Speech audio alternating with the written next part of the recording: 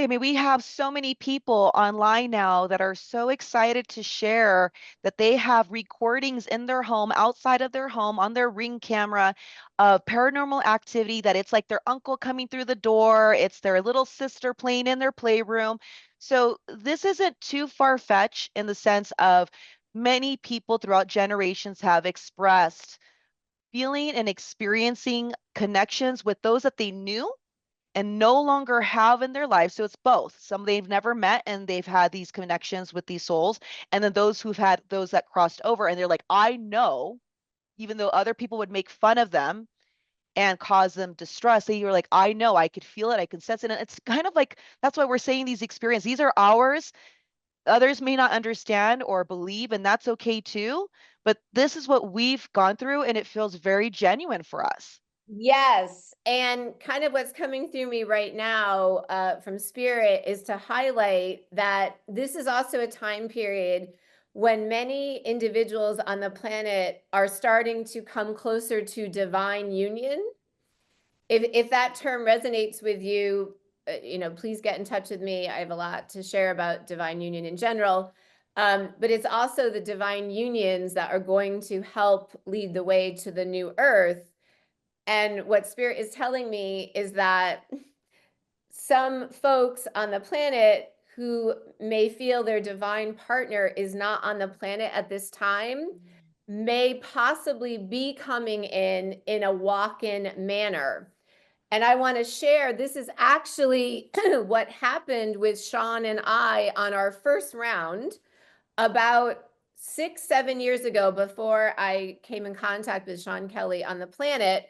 I did a ceremony to call in my divine partner. I'd always felt I was headed for a divine union. As I was doing that ceremony, as I tuned into his energy, I felt he was not on the planet. I could just feel, I don't think my divine partner is on the planet. I could just energetically sense that. And so my first thought was, oh, he must be coming in as a walk-in.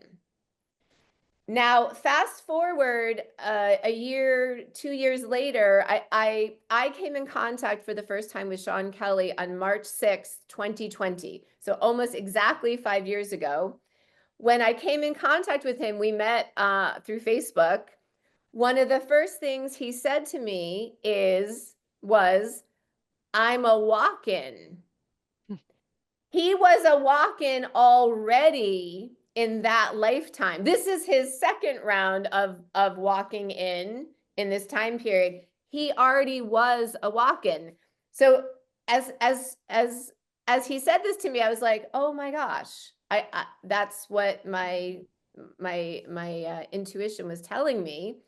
And the October before we met, this would be October 2019, Sean had a walk-in experience. And his family members can corroborate this, that from October 2019, he seemed like a completely different person.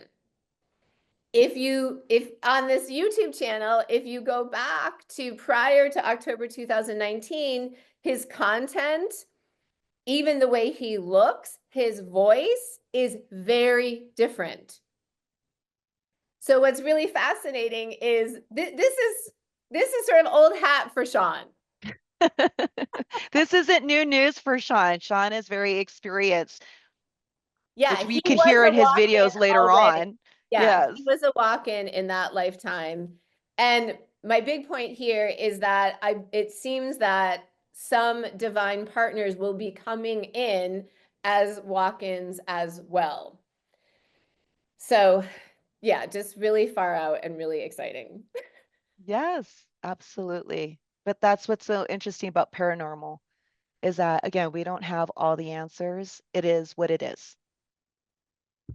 Yes, thank you for highlighting that. That has really been my experience really since meeting Sean, is that I've really surrendered to the mystery of these experiences and holding the not knowing mind.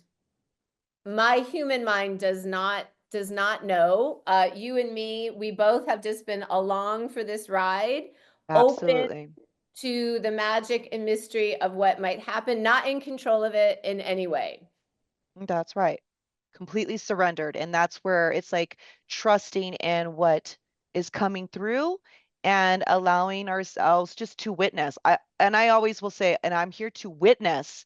So, Another point that's coming through is this experience, likely for both of us, has really taught me to trust myself, to trust what the downloads that are coming in, to trust what I am personally experiencing.